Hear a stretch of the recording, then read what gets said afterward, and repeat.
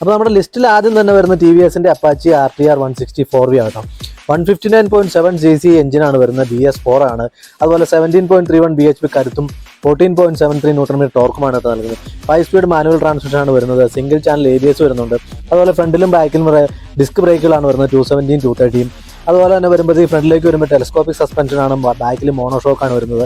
LED ലൈറ്റുകളാണ് കേട്ടോ, head lamp അല്ലെങ്കിൽ tail ലാമ്പാണ് വരുന്നത്, LED ആണ് വരുന്നത്. ബ്ലൂടൂത്ത് കണക്ടിവിറ്റി വരുന്നുണ്ട്. അതുപോലെ ഡിജിറ്റൽ ക്ലസ്റ്ററാണ് വരുന്നത്. 3 റൈഡിംഗ് മോഡ്സ് വരുന്നുണ്ട് കേട്ടോ. 1.23 മുതൽ 1.48 ലാക്സ് വരെയാണ് ഇതിൻ്റെ എക്സ്ഷോറൂം പ്രൈസ് വരുന്നത്.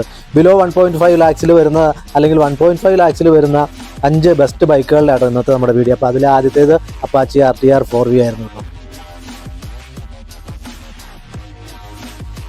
അടുത്തെന്ന് പറഞ്ഞാൽ നമ്മുടെ പൾസറിൽ നിന്നുള്ള ബജാജ് പൾസറിൽ നിന്നുള്ള 2 പ്രൊഡക്റ്റുകളാട്ടോ. ബജാജ് പൾസർ എന്ന് പറഞ്ഞാൽ നമുക്കറിയാം, വളരെ കാലങ്ങളായിട്ട് ബജാജിൻ്റെ പൾസറിൻ്റെ 150 cc ഫസ്റ്റ് ഇറങ്ങിയ മോഡൽ തൊട്ട് ജനപ്രിയമായ അല്ലെങ്കിൽ യുവാക്കളുടെ ഇടയിൽ ഹരമായ മോഡലാണ് പൾസർ എന്ന് പറഞ്ഞത്, ബജാജിൻ്റെ പൾസർ. അതായത് പൾസർ വന്നു, 150 വന്നു, പിന്നെ 180 വന്നു, പിന്നെ 220 വന്നു. അതിൻ്റെ ഇടയ്ക്ക് സ്റ്റണ്ട് മാനിയ എന്ന് പറഞ്ഞ MTVയുടെ പ്രോഗ്രാം ഉണ്ടായിരുന്നു. ഇതൊക്കെ കണ്ടും സ്റ്റണ്ടുകളിലൂടെയും അതുപോലെ ഭയങ്കര ഫേമസ് ആയ ഒരു ബൈക്കായിരുന്നു പൾസർ എന്ന് പറയുന്നത്. അപ്പോൾ പൾസറിൻ്റെ നിരവധി മോഡലുകൾ നമ്മുടെ ഇടയിലുണ്ട്. അതിൽ 2 ബൈക്കുകളാണ് നമ്മളിന്ന് പറയുന്നത്. 1.5 ലക്ഷത്തിൽ വരുന്ന റേഞ്ചിൽ വരുന്ന 2 ബൈക്കുകൾ. അതായത് NS 160യും N160യും ആണ് രണ്ടെണ്ണം വരുന്നത്. 2 വണ്ടികളും വരുന്നത് 160 cc സിംഗിൾ സിലിണ്ടർ ആയിട്ടുള്ള ലിക്വിഡ് കൂൾഡ് എഞ്ചിനാണെങ്കിലും രണ്ടിൻ്റെയും പവർ തമ്മിൽ വ്യത്യാസമുണ്ട് കേട്ടോ. NS 160ക്ക് വരുന്നത് 17 bhp 14 Nm ആണെങ്കിൽ N160 വരുമ്പോൾ 2 bhp കുറവാണ്. 15 bhp 14 Nm ടോർക്ക് വരുന്ന വണ്ടിയാട്ടോ.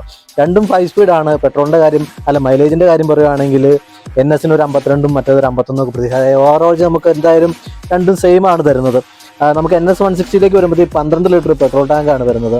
N160 ആകുമ്പോൾ 14 ലിറ്ററിൻ്റെ ടാങ്കാട്ടോ വരുന്നത്. അതുപോലെ NS 160യിൽ വരുമ്പോഴത്തേക്ക് USD ഫ്രണ്ട് ഫോർക്കും ബാക്കിലും മോണോഷോക്കുമാണ് വരുമ്പോഴെങ്കിൽ N160യിലേക്ക് വരുമ്പോഴത്തേക്കും ടെലസ്കോപ്പിക് ഫ്രണ്ടും ബാക്കിലും മോണോഷോക്കുമാണ് വരുന്നത് കേട്ടോ. അതുപോലെ വെയിറ്റ് കാര്യത്തിലും കുറേ വ്യത്യാസമുണ്ട്, 2 കിലോ വ്യത്യാസമുണ്ട് തമ്മിൽ. 150 കിലോയാണ് NS വരുന്നതെങ്കിലും 152 കിലോ ആണ് കേട്ടോ N160 വരുന്നത്. അതുപോലെ ഡിസ്ക് ബ്രേക്കുകളാണ് ഫ്രണ്ടും ബാക്കും വരുന്നത്. 300 mm ഫ്രണ്ടും 230 mm ബാക്കുമാണ് വരുന്നത് കേട്ടോ. ഡിസ്ക് അതങ്ങനെയുള്ള കാര്യങ്ങളെല്ലാം തന്നെ സെയിം ആണ്. പക്ഷേ ഫീച്ചേഴ്സിൻ്റെ കാര്യങ്ങൾ നോക്കുകയാണെങ്കിൽ ബജാജ് ഇപ്പോഴും കുറേ പുറകിൽ തന്നെയാണ്. ആകെ കൂടി ഒരു പ്രൊജക്ടഡ് ഹെഡ് ലാമ്പാണ് നമുക്ക് ഈ N160യിൽ കൊടുത്തിരിക്കുന്നത്. ബാക്കി USB ചാർജർ കൊടുത്തിട്ടുണ്ട്, പക്ഷേ ബ്ലൂടൂത്ത് കണക്ടിവിറ്റിയോ അങ്ങനെ ബാക്കി ഉള്ള കാര്യങ്ങളൊന്നും തന്നെ വരുന്നില്ല. പ്രൈസിൻ്റെ കാര്യം നോക്കുകയാണെങ്കിൽ 1.25 to 1.5 ലാക്കാട്ടോ NS 160 വരുന്നത്. അതുപോലെ 1.3 ലാക്കിലാണ് N160 സ്റ്റാർട്ട് ചെയ്യുന്നത്.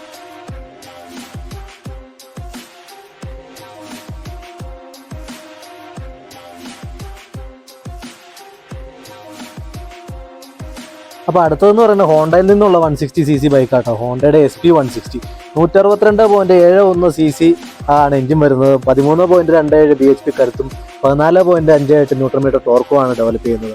അതുപോലെ എന്ന് പറഞ്ഞാൽ 5 സ്പീഡ് മാനുവൽ ട്രാൻസ്മിഷൻ ആണ് വരുന്നത്. സിംഗിൾ ചാനൽ ABS ആട്ടോ വണ്ടിക്ക് വരുന്നത്. പിന്നീട് നോക്കുകയാണെങ്കിൽ 270 mm ഫ്രണ്ട് ഡിസ്ക് ബ്രേക്ക് വരുന്നുണ്ട്. അതുപോലെ 2 വേരിയൻസ് ആണ് വരുന്നത്. ഒന്ന് ഫ്രണ്ട് മാത്രം ഡിസ്ക് ബ്രേക്ക് ഉള്ളതും മറ്റൊന്ന് ഫ്രണ്ടിലും റെയറിലും ഡിസ്ക് ബ്രേക്ക് ഉള്ള 2 മോഡലുകളായിട്ടാണ് വണ്ടി വരുന്നത് കേട്ടോ. ടെലസ്കോപ്പിക് സസ്പെൻഷനാണ് ഫ്രണ്ടിൽ വരുന്നത്. റെയറിലേക്ക് വരുമ്പോഴത്തേക്കും മോണോ സസ്പെൻഷനാണ്, മോണോ ഷോക്കാണ് വരുന്നത്. ഡിജിറ്റൽ ക്ലസ്റ്ററും മുകളിൽ LED ലൈറ്റ്സും, അതായത് ഹെഡ് ലാമ്പും ടെയിൽ ലാമ്പും എല്ലാം LED ലൈറ്റ്സ് ഒക്കെ ആയിട്ടാണ് കേട്ടോ വണ്ടി വരുന്നത്. പ്രൈസിൻ്റെ കാര്യം നോക്കുകയാണെങ്കിൽ ഹോണ്ടയുടെ ബൈക്കുകൾക്ക് ഒരു അല്പം പ്രൈസ് റേഞ്ച് കൂടുതലാട്ടോ ബാക്കിയുള്ളതിനെ കഴിഞ്ഞു. അതായത് ഫ്രണ്ട് ഡിസ്ക് മാത്രം വരുന്നതിന് 158 സ്റ്റാർട്ടിങ്, അതായത് എക്സ്ഷോറൂം പ്രൈസ് വരുന്നതും ഡ്യുവൽ ഡിസ്ക് വരുന്നത് ഫ്രണ്ടും ബാക്കും റെയറും വരുന്നതിന് 168 കേട്ടോ സ്റ്റാർട്ടിങ് വരുന്നത്. അപ്പോൾ ഇതൊക്കെയാണ് പ്രൈസ് റേഞ്ച് വരുന്നത്.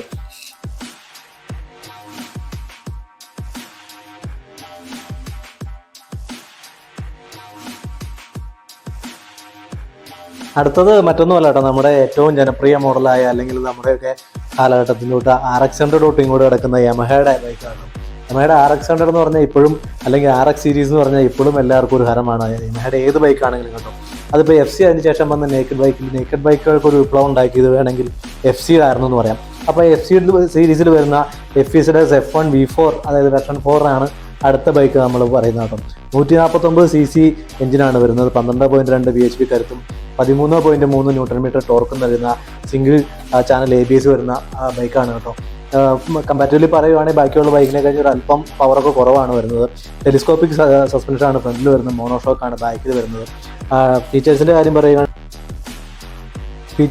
പറയുകയാണെങ്കിൽ ഫുള്ളി ഡിജിറ്റൽ ആയിട്ടുള്ള ക്ലസ്റ്റർ, ഇൻസ്ട്രുമെന്റ് ക്ലസ്റ്റർ ആട്ടോ വരുന്നത്. അതുപോലെ നമുക്ക് സ്മാർട്ട് ഫോൺ കണക്ടിവിറ്റി വരുന്നുണ്ട്. ഫ്രണ്ടിലും ബാക്കിലും ഡിസ്ക് ബ്രേക്കുകളാണ് കേട്ടോ വരുന്നത്. 282 mm 220 mm ആയിട്ടാണ് ഫ്രണ്ടും ബാക്കും ഡിസ്ക് ബ്രേക്കുകളാണ് FC വരുന്നത്. അതുപോലെ വേരിയൻസ് നോക്കുകയാണെങ്കിൽ 2 വേരിയൻസ് ആയിട്ട് വരുന്നു. ഒന്ന് സ്റ്റാൻഡേർഡും ഒന്ന് ഡീലക്സും കേട്ടോ. 1.29 ലാഖിലാണ് സ്റ്റാൻഡേർഡ് എന്ന് പറയുന്ന വേരിയന്റിന്റെ എക്സ്ഷോറൂം പ്രൈസ് സ്റ്റാർട്ട് ചെയ്യുന്നത്. അപ്പോൾ ഇതൊക്കെയായിരുന്നു നമ്മൾ 1.5 ലാക്സിൽ വരുന്ന 5 ബൈക്കുകളുടെ ഇന്നത്തെ വീഡിയോ കേട്ടോ. വീഡിയോ നിങ്ങൾക്ക് ഇഷ്ടമായെങ്കിൽ നമ്മുടെ ചാനലൊന്ന് സബ്സ്ക്രൈബ് ചെയ്യണം, വീഡിയോ ലൈക്ക് ചെയ്യണം, നമ്മളെ സപ്പോർട്ട് ചെയ്യണം കേട്ടോ.